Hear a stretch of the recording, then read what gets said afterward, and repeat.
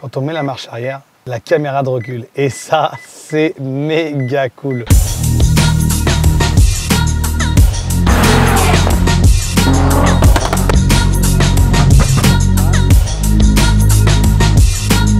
Bonjour à tous, je suis content de vous recevoir une nouvelle fois sur la chaîne Kabarth officielle. Aujourd'hui, on ne vous présente pas une Abarth, mais deux Abarth avec deux configurations qui sont exactement pareilles car c'est deux Stage 3. Mais par contre, nous avons une manuelle et une automatique. On vous présente tout de suite la petite noire derrière.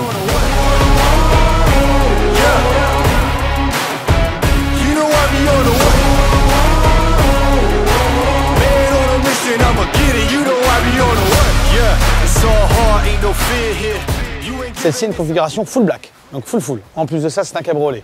Donc autant vous dire le petit plaisir de l'été. Et en plus de ça, le propriétaire a des enfants, donc le pur bonheur quand il se balade avec sa petite femme, d'avoir le confort, d'avoir le côté cabriolet. Ensuite, pour sa configuration, déchromage complet. Donc plus de chrome sur la voiture. C'est du full black. Les poignées, le sigle Abarth à l'avant, le diffuseur qui à la base est en mat a été repeint complètement en noir. On n'a plus rien qui est chrome ou d'une autre couleur, c'est du full noir. À l'arrière, au niveau du coffre, pour l'ouvrir, pareil. Le sigle, pareil. On peut voir à l'arrière un côté qui est très intéressant, c'est ce diffuseur. Comme vous pouvez le remarquer, c'est un S-Forza, donc qui est très sympa car j'adore particulièrement. Il ressort, il donne un look très méchant à la voiture. Et nous avons aussi la petite caméra qui va bien. Et quand on va vous présenter le poste juste après, en fait, il faut savoir que sur ce poste qu'on a à l'intérieur, nous avons donc la caméra de recul. Et ça, c'est très pratique. Vous avez pu voir aussi sur le diffuseur S-Forza que nous avons la petite lumière qui va bien. Et si vous regardez bien, les embouts ne sont pas les embouts d'origine de la ligne qu'on vous présente. Vous avez aussi les feux qui sont les feux de phase 2, donc des feux modifiés. Au lieu que ce soit les feux de la phase 1, c'est les feux de la phase 2, donc ça lui donne tout de suite un look plus récent à la voiture. Bonne vie teintée pour qu'elle soit bien sombre, bien efficace, bien méchante. Comme on peut le voir, si on s'écarte un petit peu, je pense que Max arrive à vous prendre un bel angle pour que vous voyez que franchement, les configurations noires, moi j'aime particulièrement. Vous avez pu le comprendre car la safety car est en noir, donc forcément, voilà, celle-ci me plaît particulièrement. Les amis, pour vous parler un petit peu de l'intérieur, donc ce qui est sympa, comme vous avez pu le voir tout de suite, c'est la coudoir. Alors ça, on aime, on n'aime pas. C'est vrai que vu que notre client est un papa, c'est un confort de conduite quand même pour poser son coude et avoir la petite conduite tranquille, bien agréable de cette voiture. Et comme vous l'avez compris, c'est une phase 1, donc vous le voyez surtout au niveau du volant. Pour ce qui est donc de la configuration, si vous regardez bien, il y a un truc qui vous choque tout de suite. Cet écran. Il a remplacé l'écran pour mettre un écran tactile, donc qui est vraiment déjà assez gros, qui donne en plus de ça un côté plus moderne à la voiture et qui donne beaucoup d'informations. Donc pour le coup, moi je vous dis, je trouve ça vraiment très sympa. Vous avez le côté radio, pas mal d'informations, hein, comme on peut le voir, hein, un petit CarPlay en quelque sorte, avec aussi, alors je ne sais pas si je vais pouvoir vous le montrer, mais on peut faire différents réglages en étant connecté bien sûr à Internet, en ayant même la télé. On peut même avoir les informations au niveau de la voiture, donc pour les pressions turbo, enfin tous les manomètres nécessaires. Une chose que je vais vous montrer en plus, comme je vous ai parlé tout à l'heure, quand on met la marche arrière, nous avons la caméra de recul. Et ça, c'est méga cool. Pour le coup, moi je trouve que ce poste qu'il a installé, c'est une super idée et ça donne un côté, encore une fois, plus moderne à la voiture, plus atypique. Pour ce qui est de l'intérieur, la voiture est assez sobre. Des surpiqûres blanches sur les sièges, donc un intérieur full cuir. Moi, je trouve que la voiture est restée sobre, mais très efficace. Ça lui donne un côté très charmant.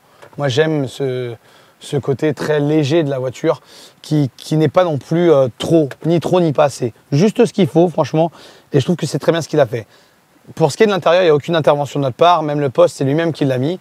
Moi, je trouve que franchement, pour le coup, c'est quelque chose qu'à Kabarth, on va proposer, c'est sûr, parce que je trouve qu'il y a beaucoup d'originalité dans ce petit poste sur les phases. Pour vous parler du côté moteur, comme vous pouvez le voir tout de suite, on a une belle admission Forge qui est installée, donc qui revient dans la baie de pare-brise. Pour la configuration du turbo, donc c'est un Yachi, hein, comme vous avez pu le voir. Donc la base de cette voiture, c'est un 135 chevaux, hybride, Yachi hybride, bien évidemment. Nous avons un Decata avec une ligne complète en Ragazone, donc 63.5.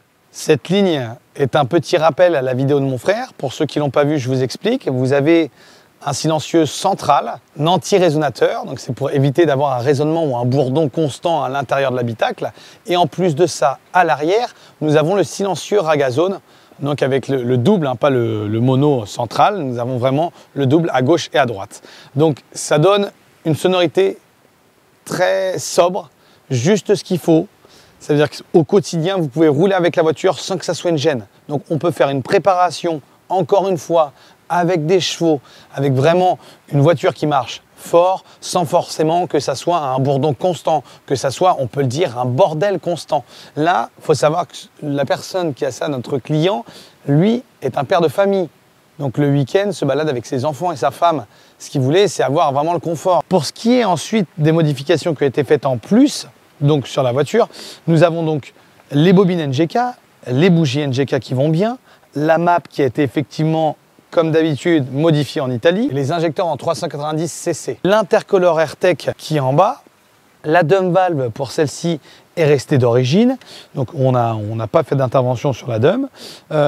Pour ce qui est de la wastegate aussi, la wastegate est restée d'origine. Et ensuite, nous avons, pour travailler un petit peu le confort de la voiture et qu'elle soit plus agréable, ce qu'on pose régulièrement et même énormément, les fameux BC Racing. Les amis, bon, on va vous montrer un petit peu le comportement du Turbo Hiashi hybride, comment elle se comporte. Donc là, nous sommes en auto, bien sûr, avec la boîte, enfin le robot qui a été reprogrammé.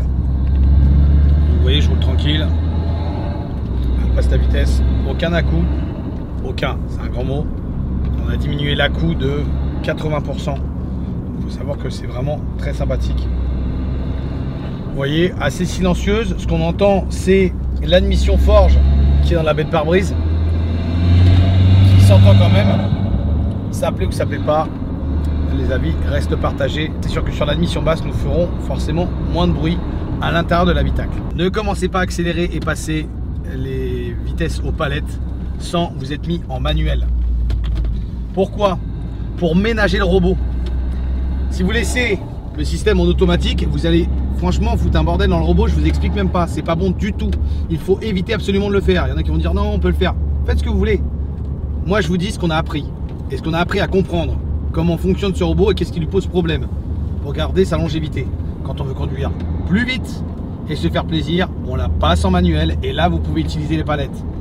Si vous êtes en automatique, vous ne touchez pas aux palettes. Ne passez pas les vitesses avec les palettes. Ça fout le bordel avec le robot. Je vous le dis par expérience de ce qu'on a vécu.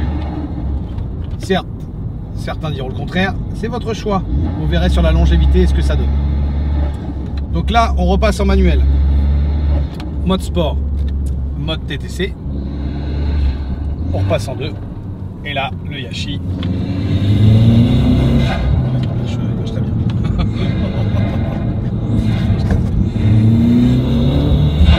On n'avait pas trop essayé celle-là. Et ben, je peux vous confirmer que je ne peux pas vous montrer les sensations, mais je peux vous les exprimer. Et je peux vous dire que celle-ci marche vraiment très très bien.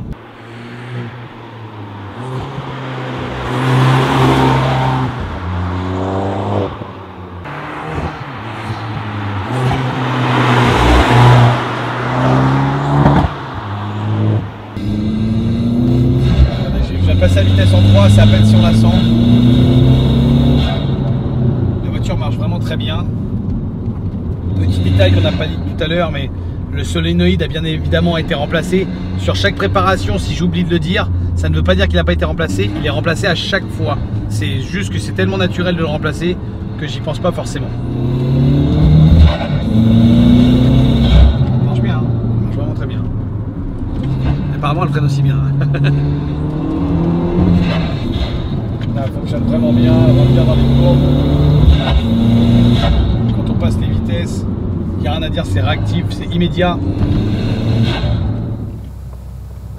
Les amis, merci à tous de nous avoir suivis sur cette vidéo. Restez connectés, car déjà la prochaine qui suit, c'est la petite blanche juste derrière. Un petit like comme d'habitude et surtout échange de commentaires qui nous fait toujours plaisir. On essaye de vous répondre un maximum. À très vite pour celle-ci. Ciao, ciao les amis.